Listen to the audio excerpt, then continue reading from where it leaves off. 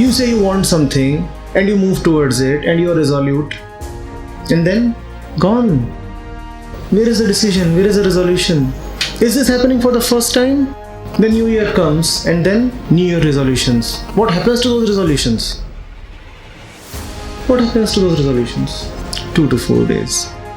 Let's be a little more generous. Let's say 12 to 14 days. Gone.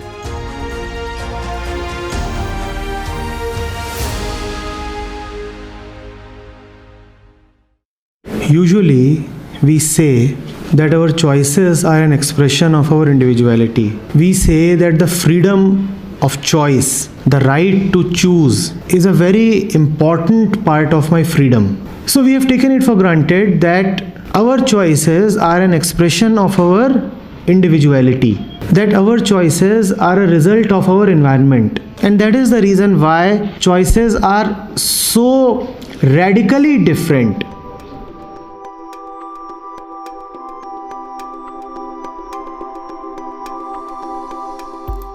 But in our case, there is nothing that holds. There is nothing that is beyond time. Time changes just everything. Just everything.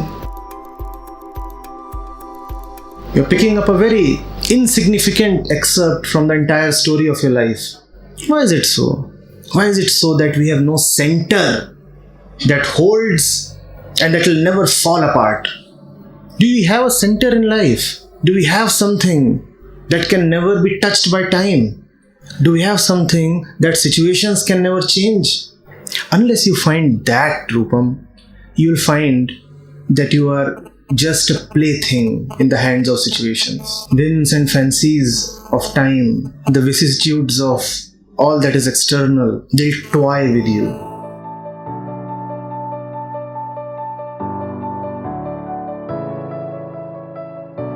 It's turning out to be quite strange.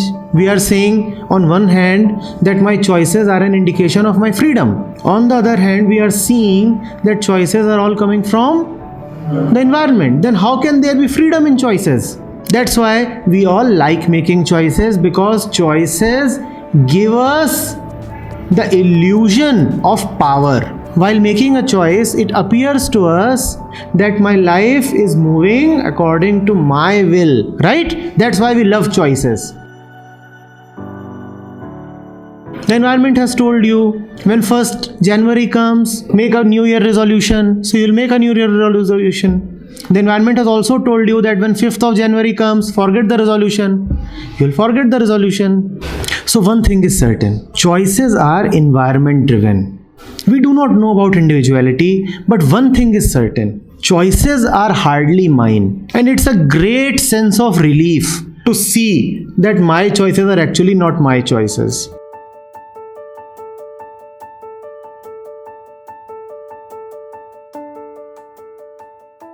And then there is no question of indecision or distraction, because then there are no options left. Then you start from there and rush straight to water. Nobody can stop you in between. Nobody can tempt you with honey or milk. You want water and you do not want honey. And if somebody stops you midway, a honey trap, you won't stop. But not to be distracted, you require a firm understanding of who you are and hence what is right for you. If you really know, then there is no way you can be stopped either way.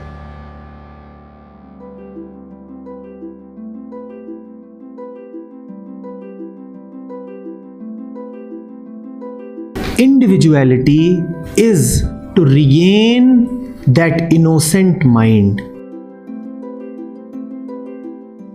Individuality is to be able to clean the mind to such an extent that the crystal shines again.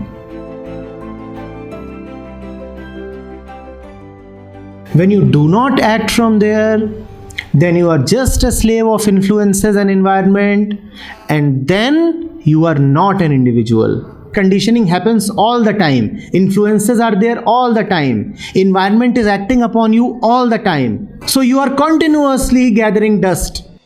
It can be cleaned anytime. And when it will be cleaned, you'll find that the crystal is shining as brightly as ever. Nothing has changed.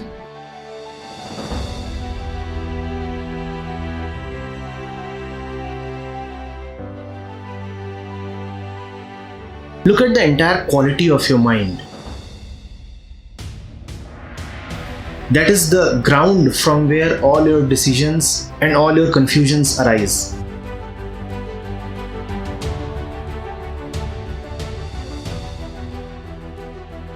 When you start knowing, you will see that the need to decide starts reducing. But we need to decide. We need to decide because we are confused. But to not to know your own mind and your own life cannot be forgiven.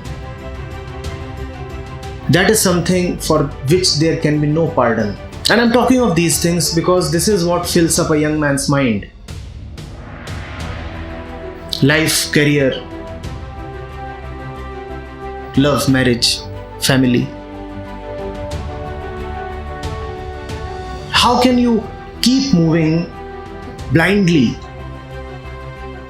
without seeing, without knowing? And the more clarity you have with this question, the less will be the scope for indecision and subsequent distraction.